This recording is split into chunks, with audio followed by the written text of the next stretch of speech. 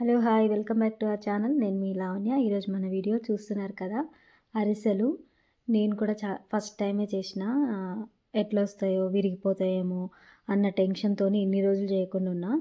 కొన్ని వీడియోస్ చూసి టిప్స్ తెలుసుకొని చేసిన. చాలా మంచిగా వచ్చినాయి. మీరు పక్కా కొలతలు నేను కూడా చెప్తా, మీరు చేయండి. చాలా చాలా బాగా వస్తాయి. ముందుగా రేషన్ బియ్యం 1 కేజీ వరకు తీసుకొని 24 అవర్స్ నానబెట్టుకోవాలి. మధ్య మధ్యలో వాటర్ చేంజ్ చేసుకుంటా నానబెట్టుకోవాలి. 24 అవర్స్ తర్వాత నీళ్ళన్నీ వంపేసుకొని ఒకటి కాటన్ క్లాత్ తీసుకొని అందులో వేసుకోవాలి బియ్యము. వేసుకొని నీళ్ళన్నీ పోయే వరకు కొద్దిగా ముడి కట్టి హ్యాంగ్ లాగా చేసుకున్నాం అనుకోండి, ఏమైనా ఎక్స్ట్రా వాటర్ ఉన్నా కూడా వెళ్ళిపోతాయి అన్నమాట. ఒక 5-10 నిమిషాలు అట్లా హ్యాంగ్ చేసుకున్న తర్వాత వాటిని ఆరబెట్టుకోవాలి.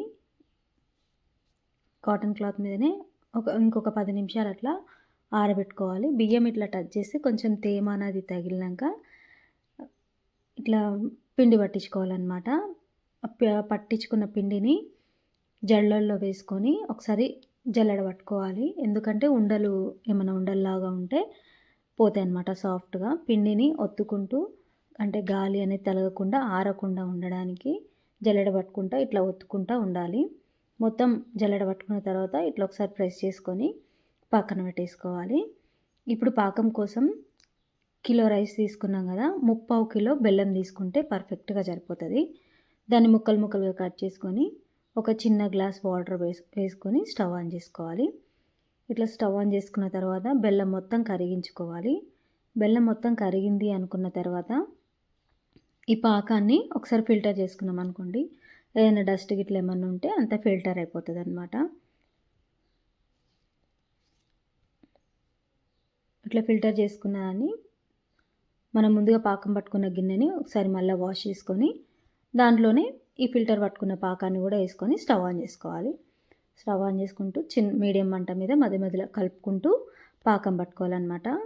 కొద్దిగా ఒక 5 నిమిషాలు అట్లా అయినాక కొద్దిగా పాకం వచ్చినాక, లేత పాకం వచ్చినాక 1 స్పూన్ నెయ్యి, 1/2 స్పూను ఇలాచి పొడి వేసుకొని పాకం పట్టుకోవాలన్నమాట. తీగ పాకం. ఒకసారి పాకం చెక్ చేసుకోవాలి మధ్య మధ్యలో. ఇట్లా ఉండ పాకం వచ్చిందనుకోండి, పాకం పర్ఫెక్ట్ అయినట్టు. స్టవ్ ఆఫ్ చేసుకొని మనం జల్లించి పెట్టుకున్న బియ్యం పిండిని కూడా కొద్ది కొద్దిగా వేసుకుంటూ బాగా కలపాలన్నమాట. దీనికి ఇద్దరైతే కొంచెం బెటర్గా ఉంటుంది అనమాట. ఒక్కరే అయితే కొద్దిగా కష్టం అవుతుంది. ఒకరు పిండి వేస్తూ ఉంటే ఇంకొకరు కలపడానికి ఈజీ ఉంటుంది అనమాట.